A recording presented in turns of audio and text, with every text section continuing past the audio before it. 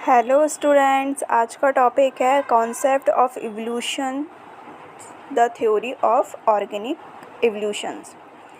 यह MSc zoology के first sem के पेपर फर्स्ट का इम्पॉर्टेंट क्वेश्चन है। इसके सिनॉप्सिस देखते हैं।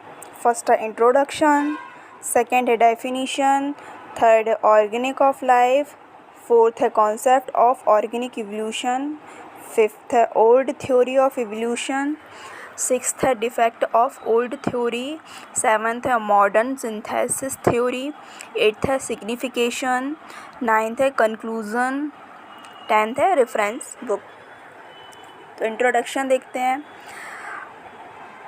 हम वर्तमान में एनिमल के जिस उत्कृष्ट रूप को देखते आ रहे हैं वह करोड़ों वर्षों में परिवर्तन के परिणाम हैं। एनिमल के लाइफ में कुछ प्रमुख घटनाएं होती है, जैसे कि एग्जांपल देखते हैं। फर्स्ट डेवलपमेंट, सेकंड है इवोल्यूशन। उपरोक्त सभी घटना के होते हुए देखा जा सकता है क्योंकि इसके लिए लंबे समय की आवश्यकता होती है। जैसे सर्वप्रथम पृथ्वी पर अत्यंत सरल रचना वाले जीवों का जन्म हुआ। कुछ वैज्ञानिकों का यह भी मानना है कि सरल रचना वाले जीवों के क्रमिक स्थानांतरण से जटिल रचना वाले जीव पैदा होते हैं। इसे ही विकास कहा जाता है, विकास कहते हैं। विकासवाद में लोअर एनिमल से क्रमशः हायर एनिमल का विकास हुआ, अर्थात क्रमशः सरल रचना से जटिल रचना का विकास हुआ। सेकंड है डेफिनीशन, वह प्रक्रिया जिसके अंतर्गत कम अनुकूलनशील जीव से जटिल तथा अधिक अनुकूलनशील जीव से सरल जीव का जन्म हुआ, जिसे विकास कहते हैं। अथवा विकास वह प्रक्रिया है जिससे एनिमल में आए बदलाव पीढ़ी दर पीढ़ी विरासत में दिए जाते हैं। थर्ड है ऑर्गेनिक ऑफ लाइफ। इसके संबंध में निम्नलिखित मत प्रस्तुत किए गए हैं। ए है थ्योरी ऑफ स्पेशियल ओरिनेथन वर्ल्ड। यह थ्योरी के अकॉर्डिंग संसार में जीवों की उत्पत्ति जो है वह अचानक हुई है। बी है स्पॉन्टेनियस जनरेशन थ्योरी। यह थ्योरी वैज्ञानिक ऑपेरिन द्वारा प्रस्तुत की गई है। इसके अनुसार जीवन की उत्पत्ति नॉन लिविंग थिंग्स से स्वतः ही हुई है। सी है ऑपेरिन एंड बायोकेमिकल थ्योरी। यह थ्योरी ऑपेरिन द्वारा प्रस्तुत की गई। इनके अकॉर्डिंग कणों, बादलों तथा गैसों के संघनन से पृथ्वी तथा अन्य ग्रहों का निर्माण लगभग 460 करोड़ों वर्ष पूर्व हुआ था।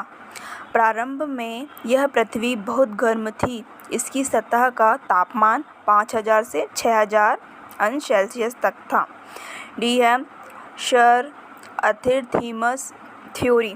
यह थ्योरी आदिकाल के जीव विकास से संबंधित है।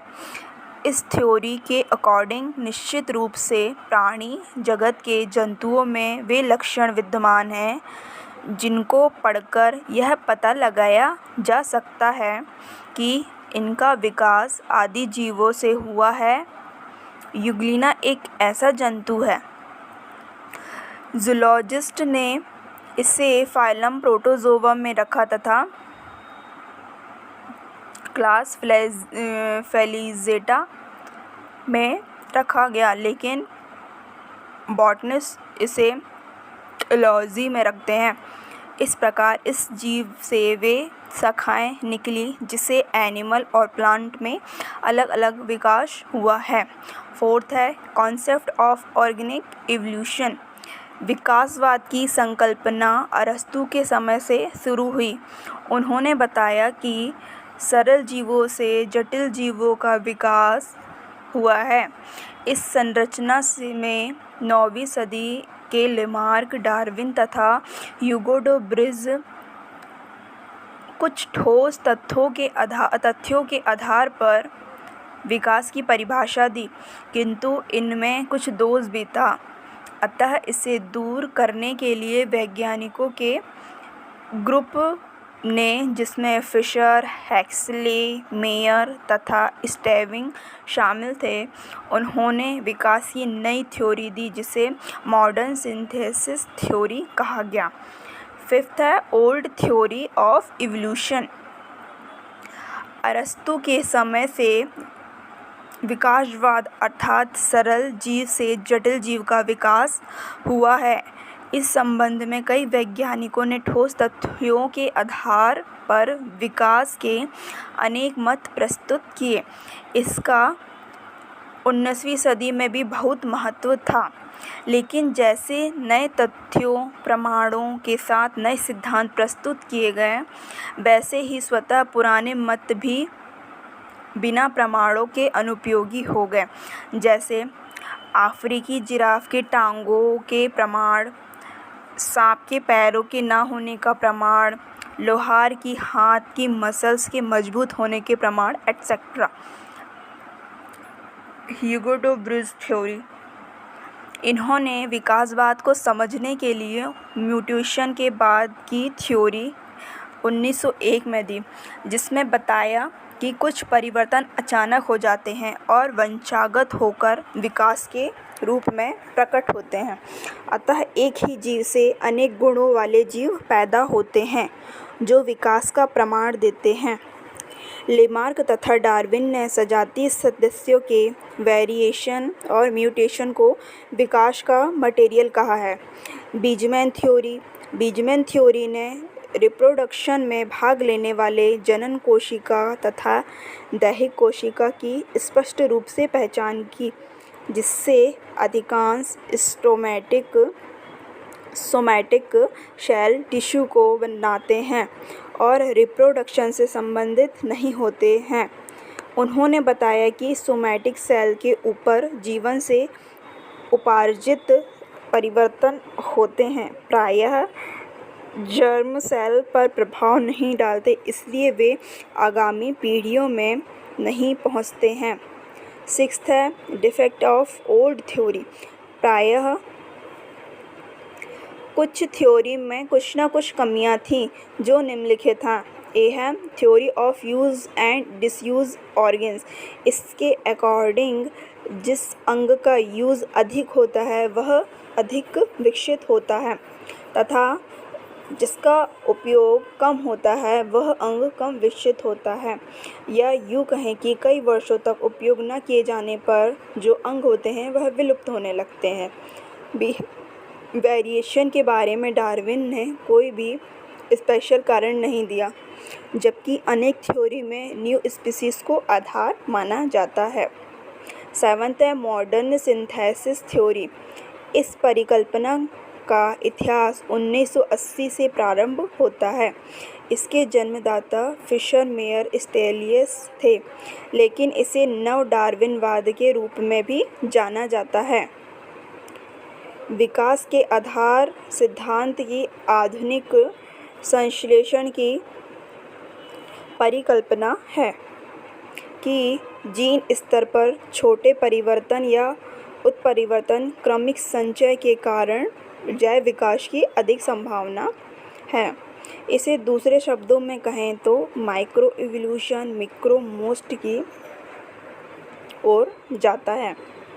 इस सिद्धांत जीन उत्परिवर्तन और पुनर्योजन, प्राकृतिक चयन, संरचना में परिवर्तन और गुणसूत्रों की संख्या और प्रजनन अलगाव की बुनियादी प्रक्रियाओं को अलग करता है।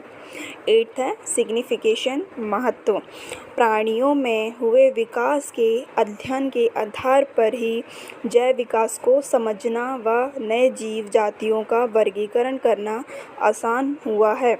विकास के कारण ही आज अपने आदि पृथ्वी पर जीवन कैसे आया और उसका विकास आज के आधुनिक जीवों के रूप में किस प्रकार हुआ, इस तमाम तरह की जानकारी का होना तथा पृथ्वी पर प्रथमतः ऑर्गेनिक अकार्बनिक पदार्थ नॉन लिविंग थिंग्स का निर्माण कैसे हुआ, यह सब विकास के अध्ययन से संभव हुआ।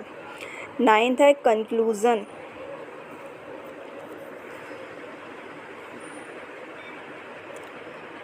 उपरोक्त मतों, सिद्धांतों, आलोचनाओं के अध्ययन से यह स्पष्ट हो चुका है कि पृथ्वी पर सर्वप्रथम सरल कार्बनिक पदार्थों का निर्माण हुआ, जिनमें क्रमिक विकास से जटिल कार्बनिक पदार्थों का निर्माण हुआ, अर्थात एक कोशिकीय यानी सरल जीवों में क्रमिक विकास से आए बदलाव की पीढ़ी दर पीढ़ी विरासत में आनुवंशिकी सूचनाओं के साथ बहुकोशिकीय जटिल जीवों का निर्माण हुआ, जिसे हम मॉडर्न विकास कहते हैं। 10th है रेफरेंसेस बुक। ए है Julian Huxley 1942 evolution the modern synthesis. B है फिशन आर.ए. 1930 the genetical theory of natural selection, Oxford University Press. C है on the organic of species by Charles Darwin.